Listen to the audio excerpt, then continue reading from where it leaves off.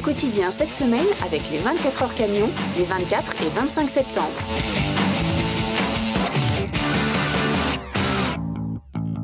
Bonsoir à tous et bienvenue dans Au quotidien. La suite avec une invitée exceptionnelle ce soir, Julia Minkowski. Bonsoir. Bonsoir. Bienvenue sur le plateau. Vous êtes auteur de ce premier roman formidable, Par-delà l'attente, qui vient de sortir chez Lattès. Vous revenez sur la sordide affaire des sœurs Papin qui, je le rappelle, le soir du 2 février 1933 au Mans, ont tué sauvagement leur patronne, Léonie et Geneviève Lancelin. Un drame qui a eu un écho national à l'époque auprès du grand public, mais aussi des intellectuels.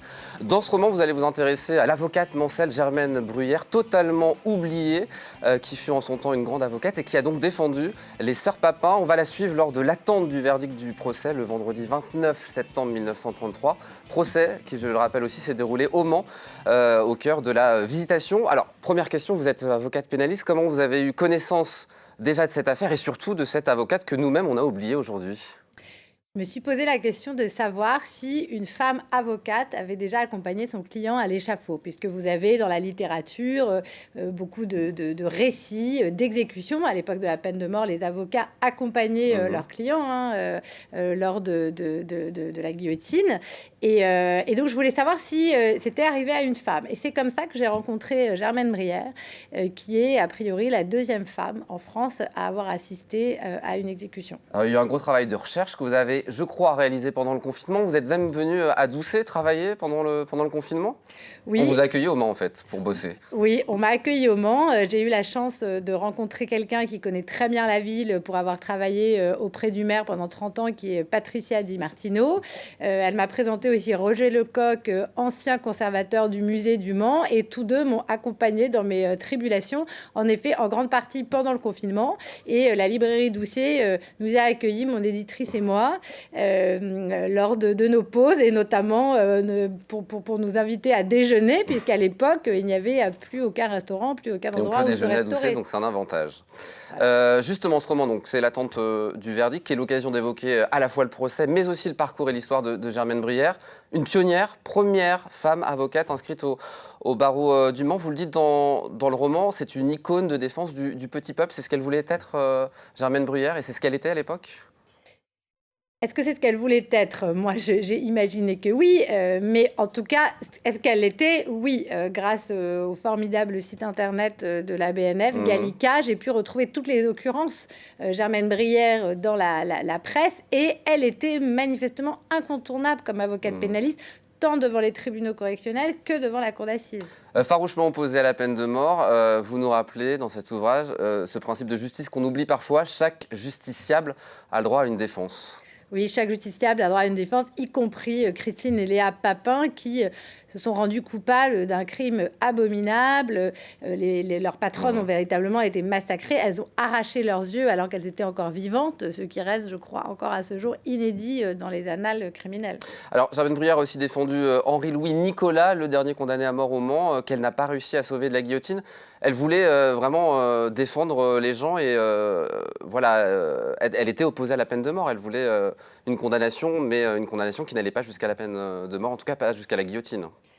Alors, mon livre est un roman, et ça, c'est ce que j'ai aussi imaginé de Germaine Bruyère. Je pense que quand on est avocat pénaliste, de toute façon, il ne peut pas en être autrement. C'était une femme engagée qui, à mon sens, ne pouvait qu'être opposée à la peine de mort, d'autant qu'elle avait vécu cette expérience, accompagnée Henri-Louis Nicolas à l'échafaud, dernière exécution en place publique au Mans.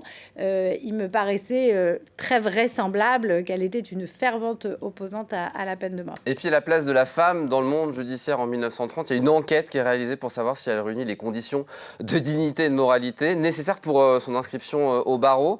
Il y a une enquête de moralité qui dit qu'elle est imprudente par rapport à sa tenue et son aptitude aussi. Oui, des extravagances de costumes et d'allure, une prétendue immoralité. Germaine Bruyère va être contrainte de produire un certificat de virginité devant la cour d'appel d'Angers, puisqu'elle va initier un procès à l'ordre des avocats du Mans, ces messieurs considérant que manifestement une femme n'avait pas sa place parmi eux. Et puis il y a cette histoire d'amour qu'on ignorait, alors peut-être que vous imaginez avec Félix Genesley, le maire socialiste du Mans de l'époque, son aimant plutôt que son amant. J'aime beaucoup cette phrase.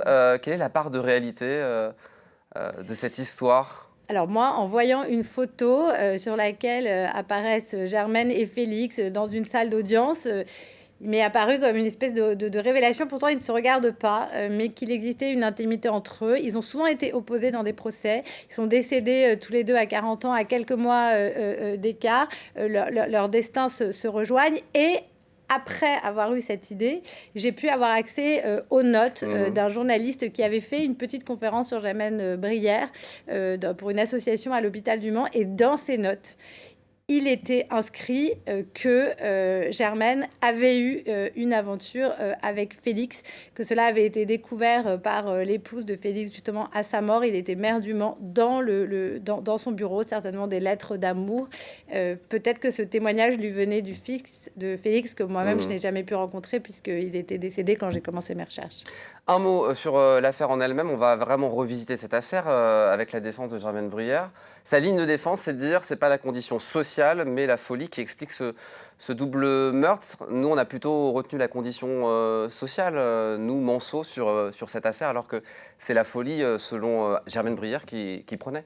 Oui, c'est vrai qu'on s'intéresse en général, dans le cas des sœurs Papin, à tout ce qui s'est déroulé, à leur enfance malheureuse, l'orphelinat, le bon pasteur, leurs conditions de domestiques. C'est vrai qu'à l'époque, les intellectuels se sont emparés de l'affaire, les politiques aussi, dans toute la France, des bonnes qui assassinaient les patrons. Il se passait là quelque chose du niveau de la lutte des classes.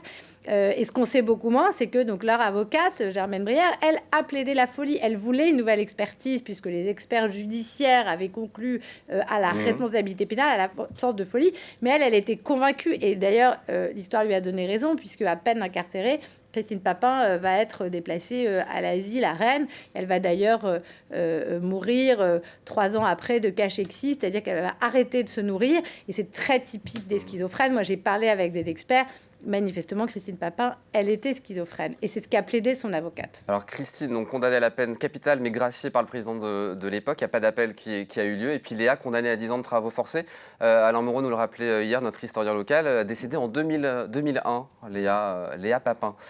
Vous serez présente ce soir, en ce moment, parce qu'on enregistre cet entretien dans l'après-midi, à Doucet jusqu'à 20h, pour ceux qui veulent vous rejoindre. Et puis, on aura la chance de vous avoir au salon Faites Lire, dimanche 2 octobre prochain. Vous serez là pour permettre aux gens de vous rencontrer. Un dernier mot, vous menez de front votre carrière d'avocate pénaliste et de romancière. Est-ce que c'est compliqué? Est-ce qu'il y a d'autres intrigues de romans qui se dessinent déjà? Alors, j'ai beaucoup aidé pour le premier par justement le confinement, puisque j'ai passé beaucoup de temps chez moi et j'avais davantage le loisir d'écrire, même si je continuais à travailler à ce moment-là. Oui, moi, j'ai éprouvé une immense joie dans l'écriture. Je compte bien persévérer et j'ai une idée qui D'autres femmes avocates comme ça qui pourraient... Non. Non. Bon.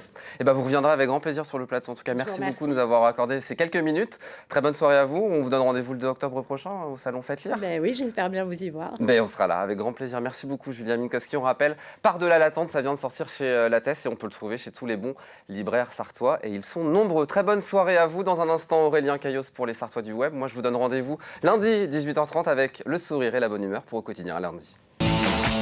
Au quotidien cette semaine avec les 24 heures camions, les 24 et 25 septembre.